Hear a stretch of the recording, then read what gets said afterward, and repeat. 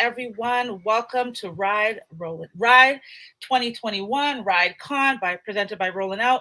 I'm your host Jackie Clarke today, and I have a special guest in the building with me, Mr. Kevin Ross. What is up? I can't complain. Thank you for having me. Thank you for being here. I hope you're blessed. I hope everything is well with you, considering the times we're living in. Right? Yes, everything is well. Yeah. So, Kevin, for those who may be living under a rock, who may not know who you are, know about your music, let the people know, who is Kevin Ross? Kevin Ross, born and raised in Washington, D.C., singer, songwriter, producer, and now label owner of Art Society Music Group. Congratulations on being Thank a you. label owner and all the success that you've garnered thus far and the success to come. So I'm super excited for this conversation. You know, we're really going to be talking about independent music and what it really means to be an independent music artist. Yes. You know, what does independent music mean to you? What does it mean to be the owner of your own music? It means freedom, complete autonomy, and then understanding your worth and your value that you bring to the table and to the industry as well. Yeah. I love that because, you know, back in the day, a lot of everybody wanted to be with labels and sign with labels. And now what do young up and coming musicians need to know about being an independent artist? If there was something someone could have told you when you first started, what would you say? Bet on yourself. You know what I mean? And this is kind of like a thing that I'm saying nowadays, as far as like, in order for you to distribute the power that you want to other people, you actually have to know how powerful you are. So, you know, it's about self-awareness and then understanding your full potential. What is your purpose? What's your, what's the expectation for, 6 months, a year, 5 years, 10 years, right?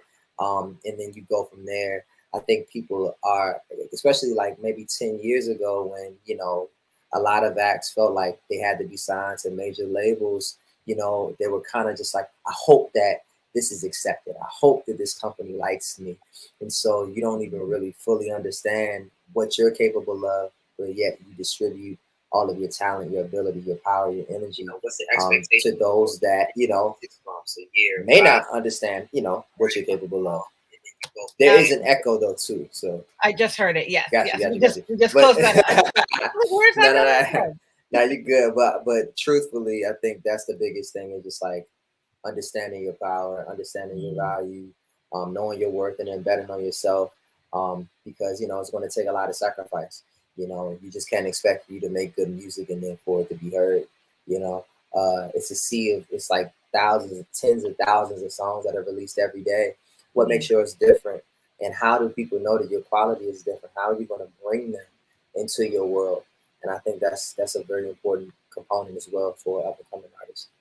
I love that you talked about that. Earlier today, I was listening in on a panel conversation with Black entertainment lawyers, and it was a very powerful conversation. We actually have it up in the replay, and it was speaking about, one, betting on yourself is super important. You're going to have naysayers, you're going to have believers, but you ultimately have to believe in yourself and your craft. But I love what you said about understanding where you want to be in 4, 5, 10 years from now, because one of the lawyers had made a comment that now with the generation of artists, we only got about 10 years.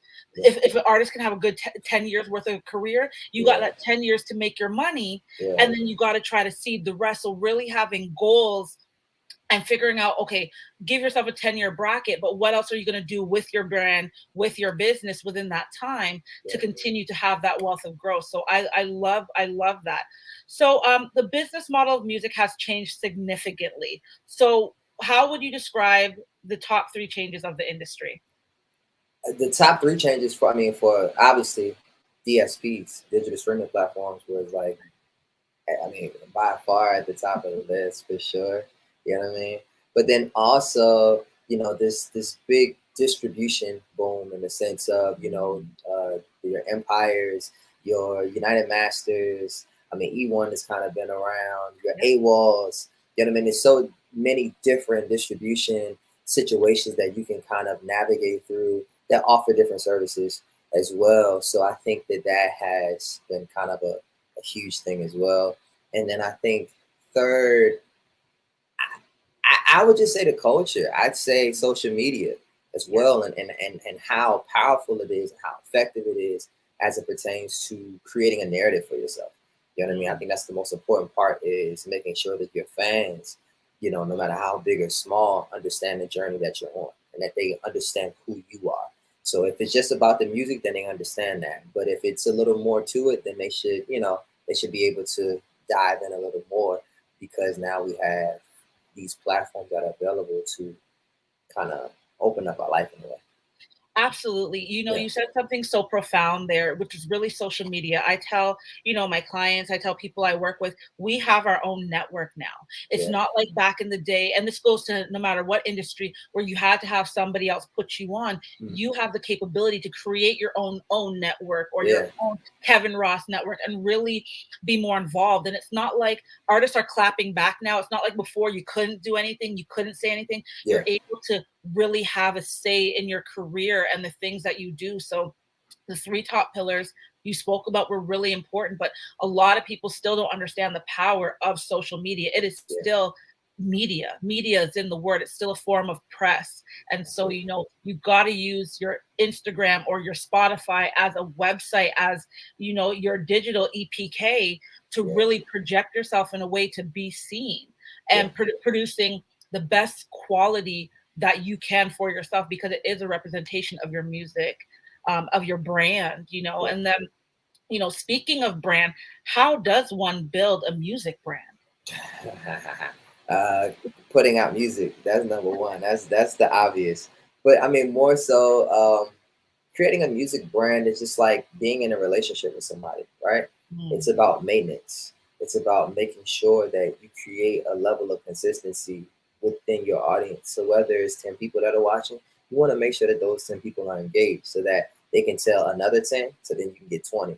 20 goes into, the power of multiples. But of course. at the end of the day, it's about making sure that you are in tune with your audience, but Mm, then also making sure that you're evolving, that you're growing. Because the beauty of it is this: a lot of people will sit there and just be like, I don't think I'm ready to put anything out. I don't think that I'm ready to show the world what I'm capable of. I'm not there yet because I'm not like this other person. It's like, that's not the journey that you should mhm, be on, because people want to see you where you're at, mm, because and you want to see where you're at, because you want to have some level of documentation to say, damn, that's how I sounded last year.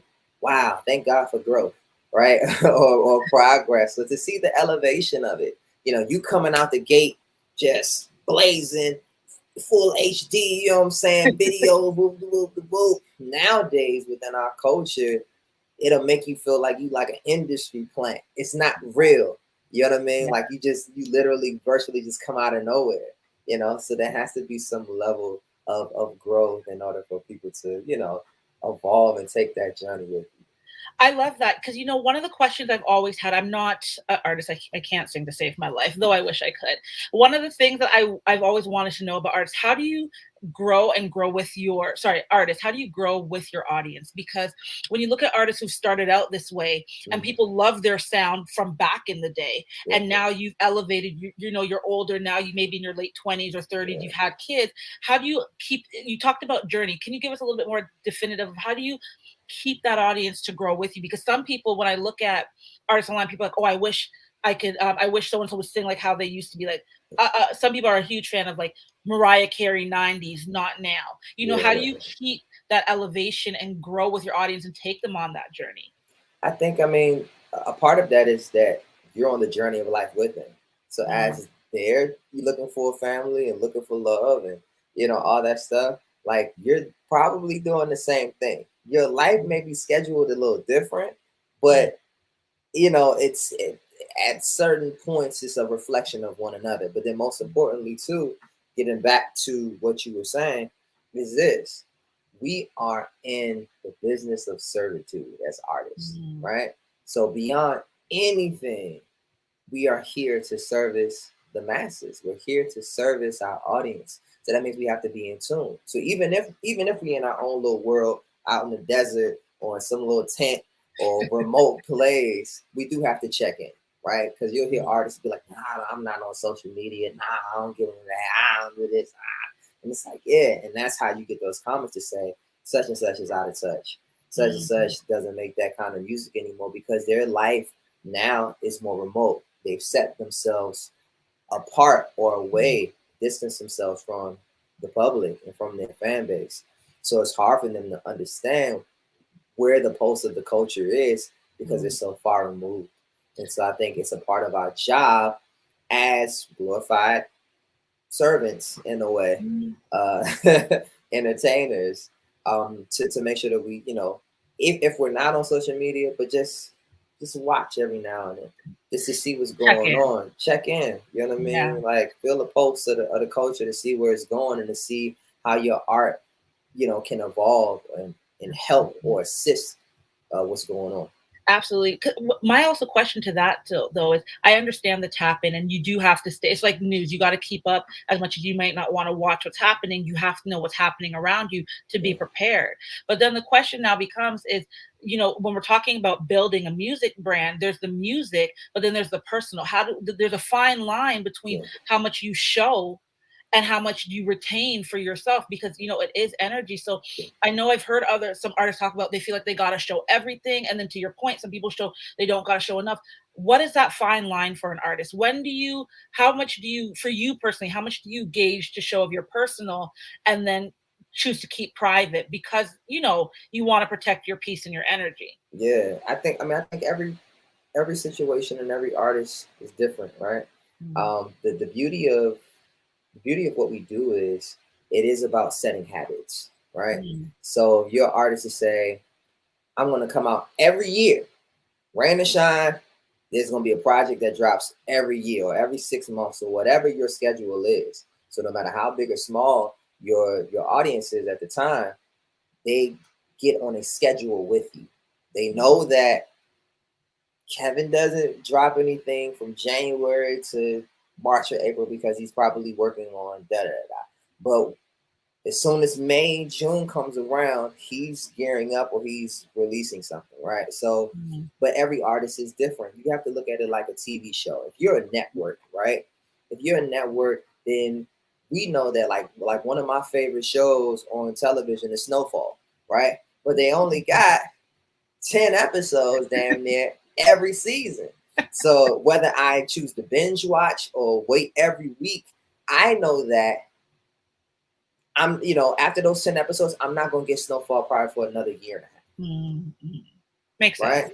So, but I'm accustomed to that. And then as soon as the next season comes out and there's promos, I'm locked in and I'm excited. It doesn't make me any less of a fan because of the fact that it takes them a year and a half Of in order course. to create the next season. It's about making sure that the audience understands. I'm on the schedule with them. I'm on the schedule with Mm, certain shows, certain series where it's just kind of like I understand. That doesn't mean it's like screw them. It's the more inconsistent situation where we've had those shows where it's like what happened? Like I yeah, forgot. y'all just Yes, yes. so we've had those moments. So we have to consider our music just like that in the sense that we have to put our audience on the schedule. We have to put ourselves on the schedule to make sure that we level the expectation I so love that it's like because we'll have those creative spurts to say, man, I could put out records each and every day, each and every week, and mm, then life happens yeah. and your audience is used to you doing a certain thing, and you're like, I gotta fall back, I gotta take a step back. It's like, nah. You gotta keep your word.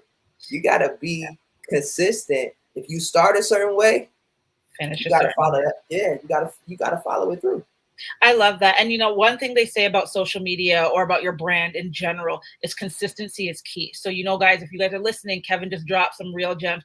You want to make it, you got to be consistent. Your audience people are into patterns. This is what I've noticed about people in general. We follow patterns and consistency. So the more your patterns are consistent, the more your audience relates. So you as an independent artist, and it's just you, but what kind of team do you bring around you? Because Yeah. you hear these things. You need a manager, you need a road manager, a security, a publicist, a lawyer. You need all of these things. What kind of team Mhm. should an independent artist, and it's different for everybody, but what type of Mhm. team should an independent artist be looking for? It all varies. It does because here's the thing. if you're an artist that's more so a recording artist and you don't necessarily like to tour, then you don't need a road Mm. manager, right? If it, like I said, it all depends. I think the best thing for every artist to understand is that you do need a team. No matter how big or small, it's going to take more than you in order Absolutely. to get it done. You're going to have to lean on, people's energies at times when yours ain't feeling right, or sometimes you have to rally everyone that's around you in order for them to be on your wavelength. But I think that, especially within independence, you Mm. have to understand the theory of scale, right? To be able to say, okay, you know what? This cycle, as far as album cycle, I may only be able to afford this level of PR at Mm. $2,500 a month for 3 months. You know what I mean, minimum. Damn, I really wanted to do, radio. Damn, I really wanted to do a night show. And for most people, they don't understand it, especially for a night show. You pay for that look.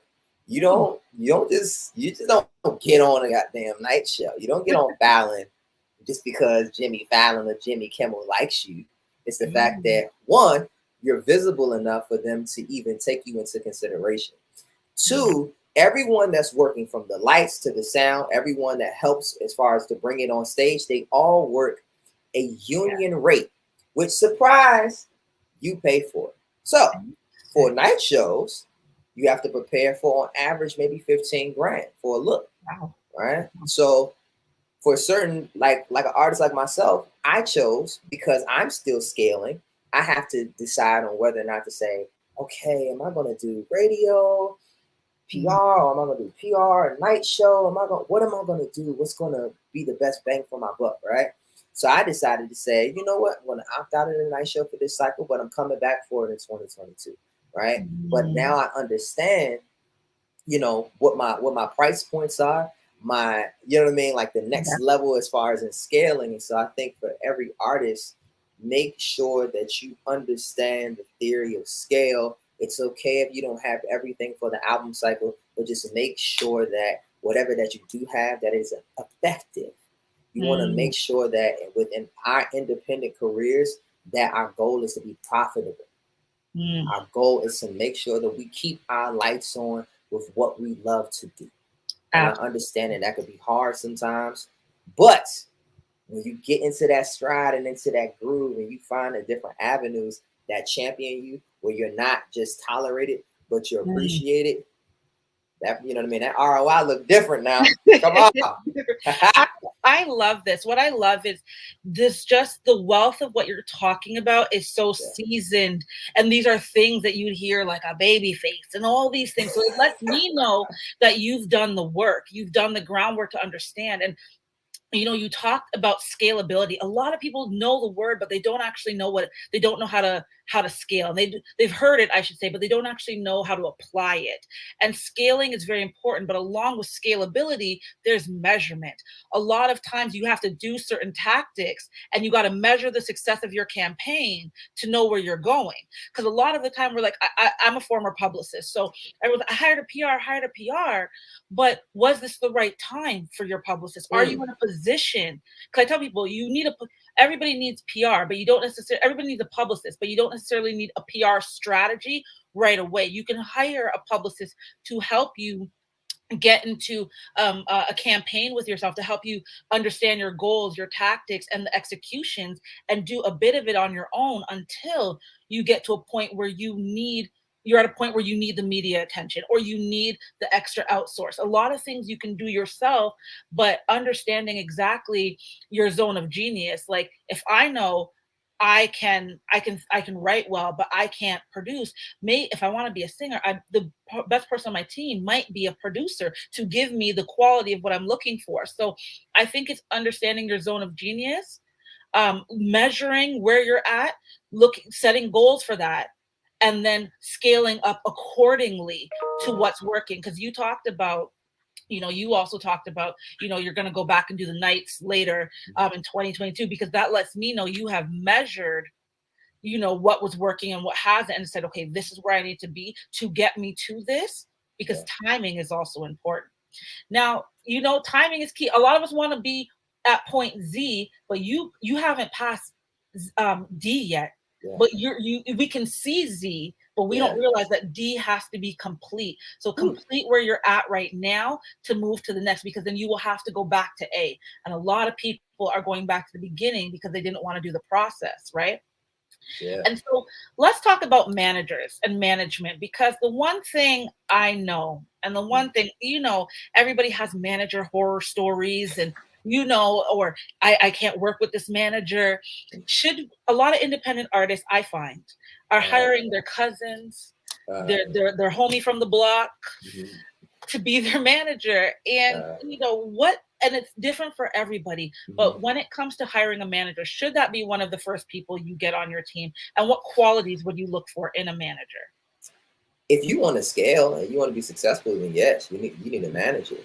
If you are of a Drake level, yeah, you can hire your homie because you have an influx of people coming to you, not Mhm. the other way around. When That's you're working at a ground level, your cousin and your friend, if they don't have a certain network right. that they Mhm. can actually barter off of, you can only get but so far. Um, Mhm. it's not about just somebody just answering the phone and throwing numbers and figures at people, but it's more so about how is their art of delegation. That's what I look for as far as within a manager is how much can they delegate? Because here's the Mhm. thing, manager, that within itself is the definition. They manage everything that you possess as far as within that brand. So, with Mm. that being said, they are not there for you to borrow money. They are not there for you to pay for your trips and rental cars and none of that. That has nothing to do with management. That's all I'm saying. But what I will say is this, if you put it into perspective, if you, as an artist and as a creative, are a tire, right? Mm. Then a manager is some sort of hubcap, right? And on this hubcap, there's a whole bunch of spokes Mm. just out of everywhere, right? But in order for this wheel to function properly, that spoke and that thing in the middle that holds it together is your manager. So Mm. everybody wants to roll on the wheel because obviously there's potential there. There's some level of talent that people see, but it's just the wheel. And your job is to, whether that is to create, whether that is to create content on social media, you need your manager that's there to delegate and to set expectations as far as for everyone that is a part of the team. You and your manager need to then have conversations, whether it's every day, every other day, whatever it is, in order for you to say, hey, like you said, measure to say, hey, this is where we were, this is where we want to go. How do we get there? Who do we delegate this power or these positions to in order to get it done? So the more people Mm. that you have on the team, the more of a balancing act that it will be for a manager. So I think that as long as artists are clear as far as on what they expect out of a manager. So before they even sign a dotted line with anybody, to say, this is my definition of what a manager is, and that manager can say, I agree with that, or I'm all with it, then that'll avoid a lot of the horror stories. Because I think it's just too much. It's too much of artists leaning on the managers to get something done when they're only there to to balance what you're bringing to the table. The more that Absolutely. you have on the table, the more that they can manage and make sure that that is, what I mean, maintained. Of Um, course. And I but think, what you were saying was really important in terms of relationship building. I think people, especially independent artists, need to understand that you are in a relationship with your manager, whether you like it or not. yeah, And understanding, going through our expectations of what you expect from a manager and what you're also going to do. Because remember, your manager can't make you a star. They can help you along the process, but you still have to do the work. And I find a lot of people forget that, well, I hired a publicist, I hired a manager, they're supposed to make me a star. You're the craftsman. Your that's it. craft needs to be just as good, because your managers, publicists, other team members, they act as sales associates. If you think about it, our job is you're the product, we Yeah. have to sell. But if the product isn't that good, or the Mm, product isn't working, we can't sell. your Yeah. product for you. And you also talked about, your manager needs to have, your manager also, in my opinion, is also like a connector. Who is their influence? They are also influencers. They need to be able to influence and sway decisions to get you into rooms and places that you couldn't get on your own. So really vetting your manager and seeing who they are and the power of influence they have, is very important, because somebody can talk a good game, but if they can't get you into a room to work yourself, because Mhm. their job is to open the door, you still have to work yourself and network and build that relationship, because people buy emotions. They're connected to your energy, they're connected to who you say you are. Yeah. So I love that you talked about that. Now, you went to college, Mhm. right? You went to Mhm. college for school. So what did talk to me? Did you go to school for music? And if so, even if not, how did your college career or college life help you become the artist you are today? I mean, college did what you just spoke about is networking. Mm, It helped to strengthen my ability to network in order to cultivate relationships and sustain them as well. mm, Touching base, keeping contact with people, making sure that they're good. Because it's just depending on where you come from as it pertains to like graduating from high school and going off to college. Everybody's at a different place. They at a different level. absolutely. And for me, I was very, very shy, very, very meek. So I didn't have too much to say to anybody. I felt like, oh, my talent should speak for itself. Mm, And I would learn the lesson along the way that you have to say something, you have to speak up, you have to be able to engage with people in order for you to you know cultivate those relationships, those long lasting relationships.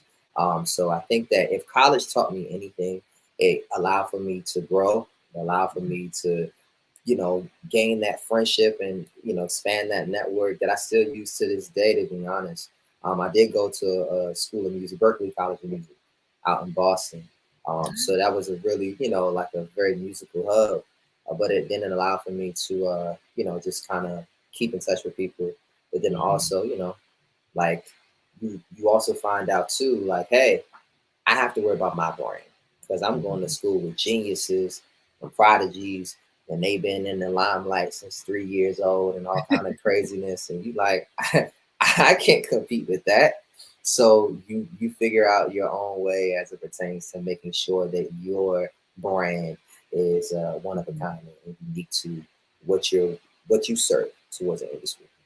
I love that. It's looking at school, because education is obviously important, Mhm. but it's also outside of the education component. It's the practicality of what the experiences around you teach you. And I find all the situations we're in life are really about ourselves, how Yeah. we maneuver, and you grow through what you go through. And you won't. Mm. I would never, just hearing you speak, and we met for the first time today. I would never think you're a shy person. You're very, very, very, very well spoken. You seem very confident, not cocky, but you seem very confident in who you are and your abilities. So it's nice to hear that, that was a college was a transformative time for you Yeah. to grow into the man that you are today. And the beauty of that is you're still growing it through your music, through life experiences, and through your processes. And so, can you talk to us a little bit about your musical creative process? How do you come up with your music? What inspires you? How do you get Mm. from up here to pen and paper Yeah. to the studio and then out to Yeah. the world? I mean, my process is different where I feel like melody is king. So like I Mm, always have to have either a melody on my heart, my spirit, my brain, whatever. And then everything else from there, I go to the keys and figure it out, work on the beat, boom, then take it into Pro Tools and then just hash it out as it pertains to writing, and putting words to the melody. And mm, so honestly, even when I'm not inspired to write, what I do try to do is to create a space. I think every creative, whether you're a singer, rapper, writer, whatever, illustrator, you need to have a space within your house or your apartment that is specifically dedicated to your craft, no matter how big or small the space is. It could be literally in the corner of the room, but you need to have a space where you can then just completely zone out and be in tune with your craft. I was watching something on I want to say it was on Netflix called Abstract, and it went through a series of like creators and painters and all this stuff. And one thing that one of this graphic designers, he said, listen, when I'm not inspired, I still go to my desk every day with my coffee, and I allow for life, or you know what I mean, just whatever, you know what I mean, to inspire me. He's like, even if I'm not inspired, I'm there and I'm available to receive whatever comes to me.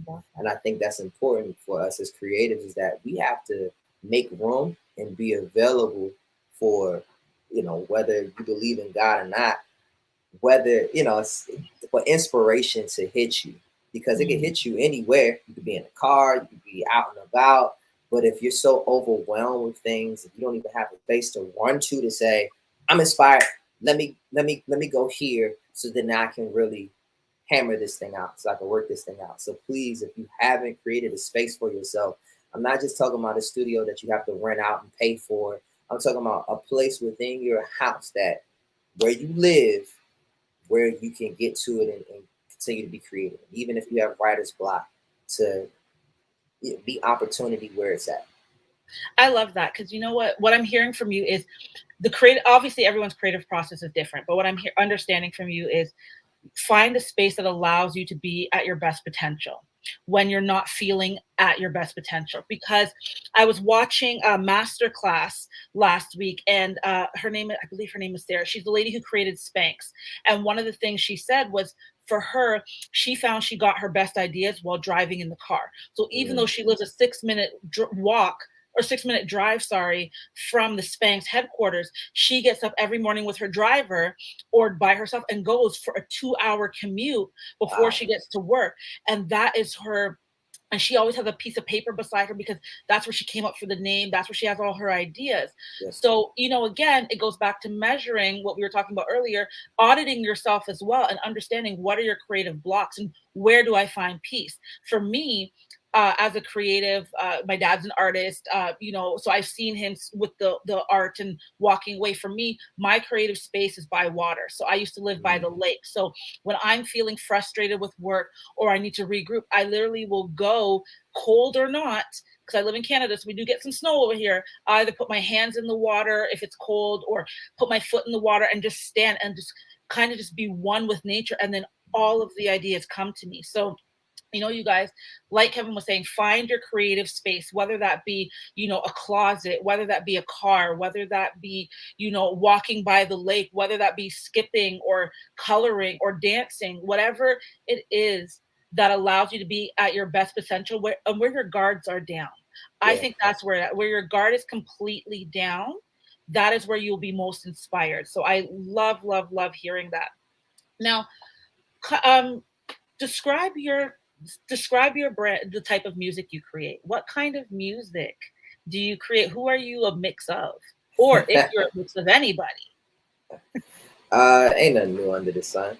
I'm a fan of so many different artists, but I call my music kind of like, I mean, it's a bridge. Like, it's like I'm an artist where, like, I've studied my predecessors. Mhm.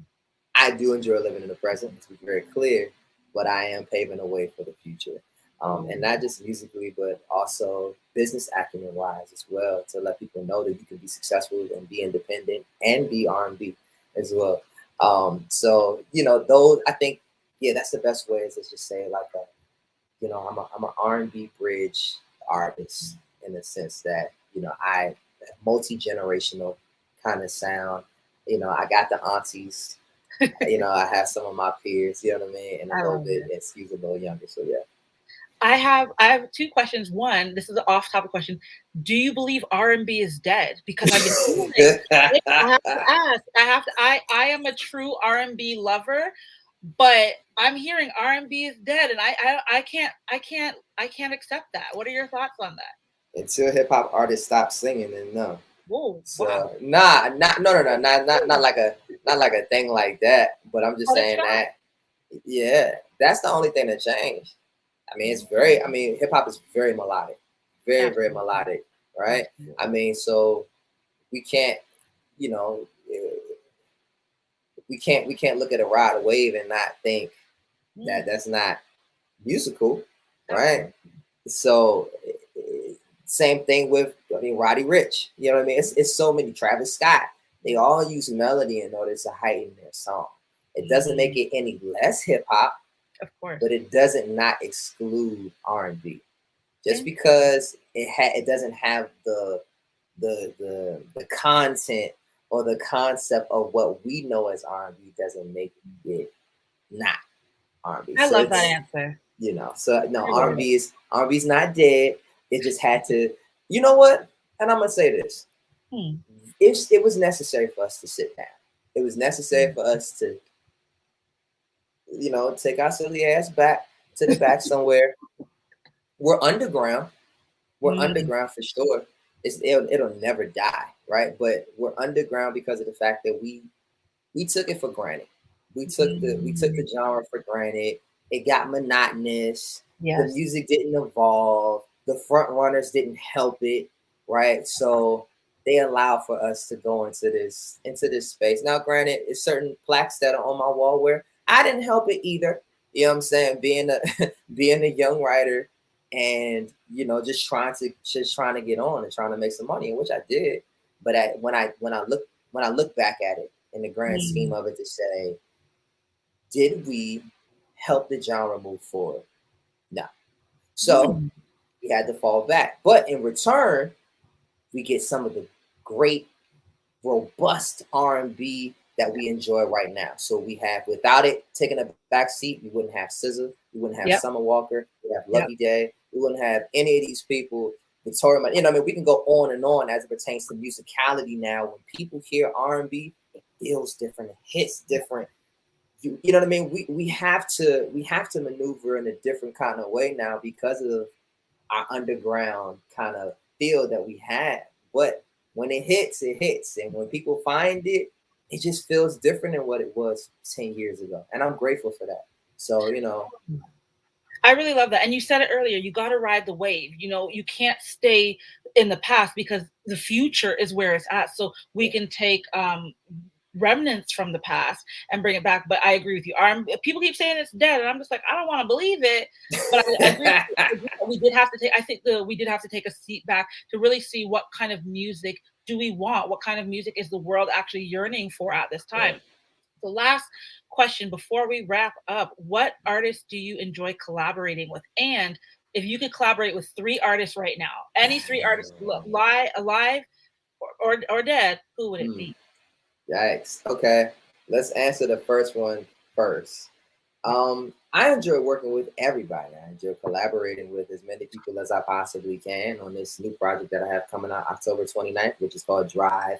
I have Rotimi and I have Afrobeat on the same record, which is really awesome. And it introduces me to Afrowave slash R&B.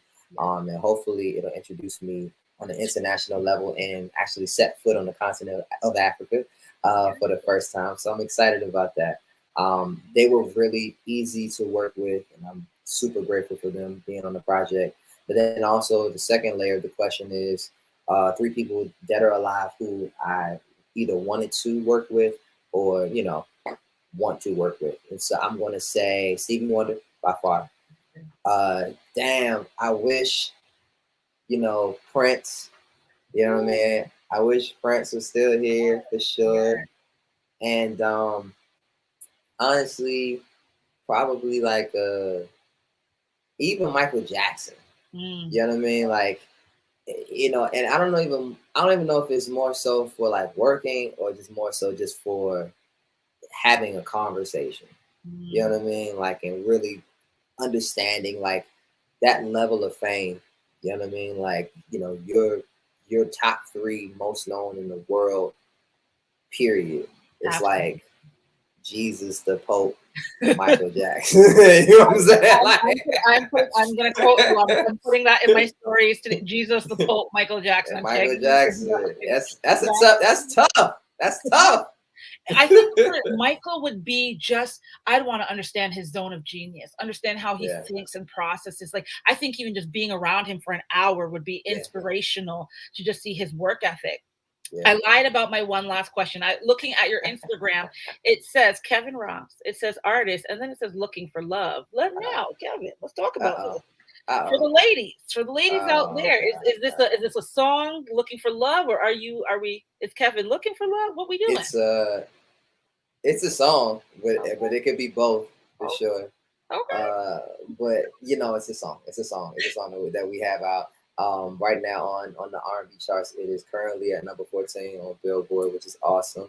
Six Amazing. weeks in, so I'm looking forward to growing the top 10, top 5, and then number one. So God willing, that all happens. But yes, looking for love is just a song right now, but All right. we can continue. I had to ask. I thought, oh, for sure. But let's claim it that you will be in the top 10. I claim and put that over you that you will get into the top 10 on the Billboard Yes, chart. For yes. those who don't know, please follow Kevin Ross Music on Instagram.